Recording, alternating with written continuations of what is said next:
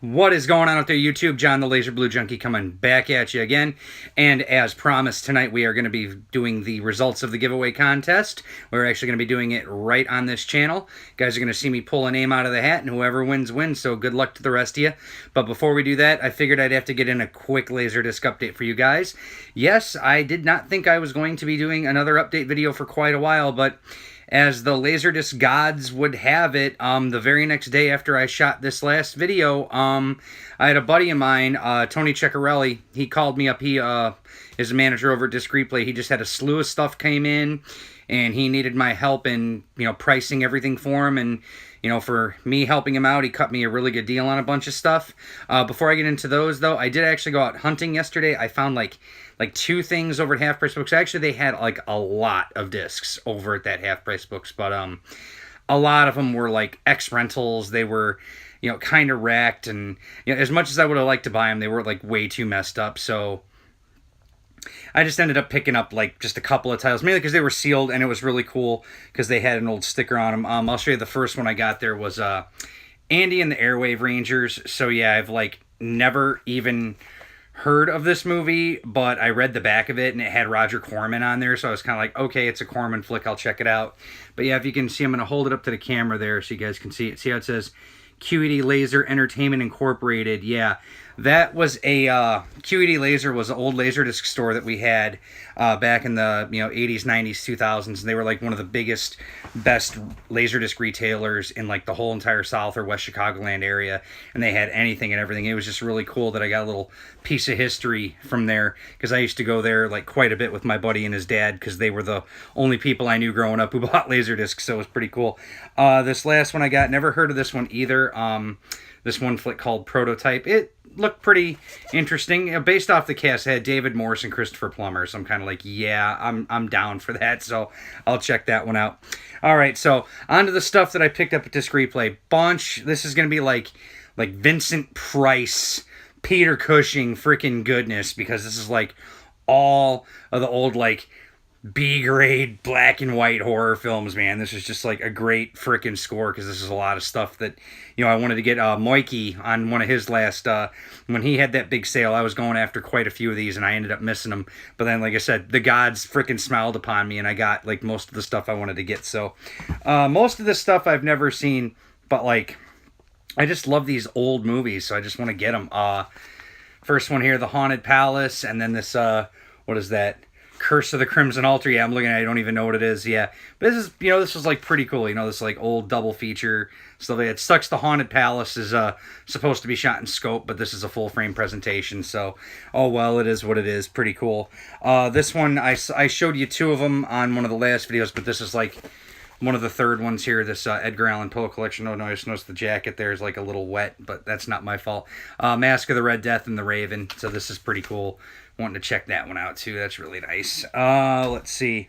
One of the few Vincent Price flicks I have seen. You're going to see this one twice because I got it in two different versions. This is the letterbox widescreen edition of House on Haunted Hill.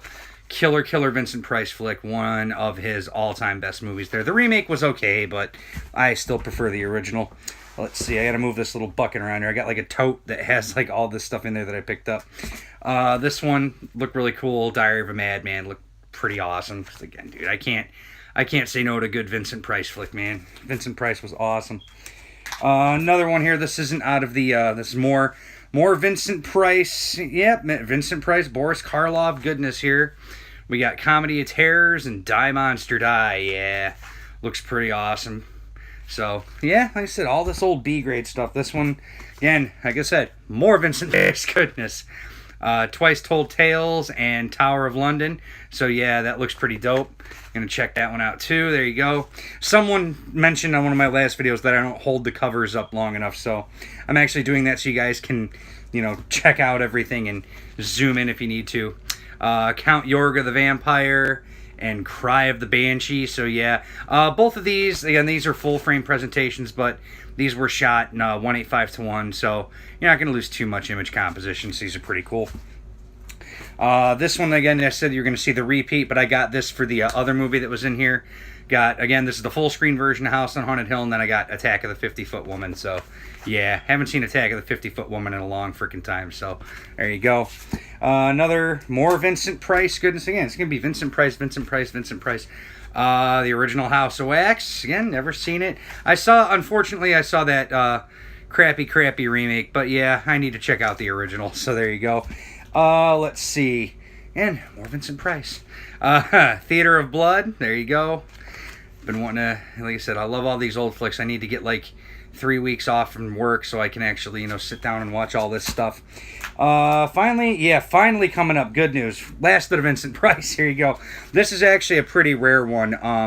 From what I understand, this is like one of the last wide released Laserdiscs that ever came out.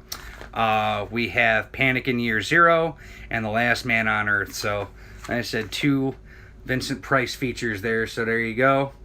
Well, actually, 1 Vincent Price feature, but the other one's extra. So now we're into what I like to call the heavy hitters. These were like some killer finds here.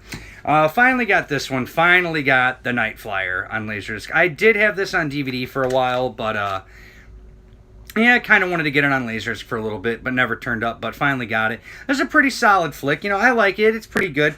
Nowhere, it's not as, a lot of people, it's a very underrated movie. It's pretty good, though. It's one of those weird Stephen King adaptations, This one, been wanting to get this one on Laserdisc for a while, The Night Stalker, the very first Kolchak movie, so yeah, killer flick. I have the DVD that has The Night Stalker and The Night Strangler, so yeah. I don't know what else you can say about this. This is just an awesome-ass movie. And there we go.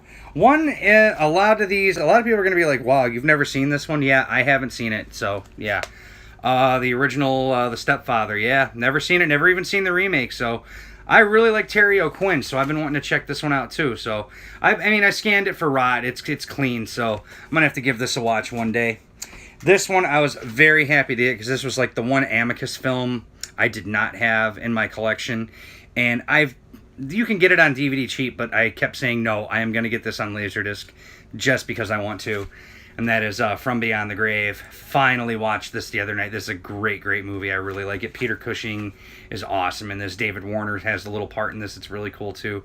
I'm not going to say this is the best of the Amicus flicks, but this one's, like, up there with them. Like, I still like Tales from the Crypt and the Vault of Horror. That's just a biased opinion, though, but I like these a lot.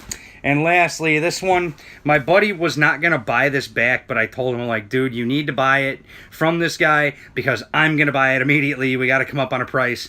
And he only because I told him I'd buy it. I said, yeah. So I told you, I got it before I showed. I said, yeah, I've never seen a single John Wayne flick, other than Hondo. And you saw my one video, I had the Searchers in there. But this was another Wayne flick I knew about that you could only get the original uncut director's cut on Laserdisc. And that is The Alamo. Now, unfortunately, this is not the AC3 edition, but,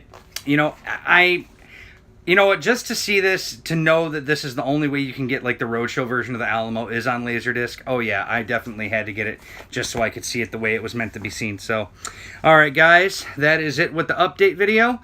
So, the time has come, so we shall say, for the contest winner. Now, as you can see, I got my lovely little Blackhawks hat. You can see names are folded up right there in the hat. So once I pull your name, you're going to find out who the winner is, and I will get at you via email. So here we go.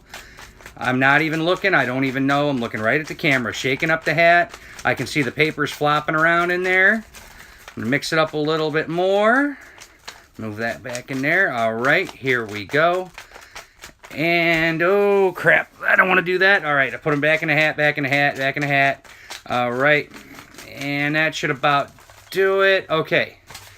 Picking one at random, like I said, looking at you guys. All right.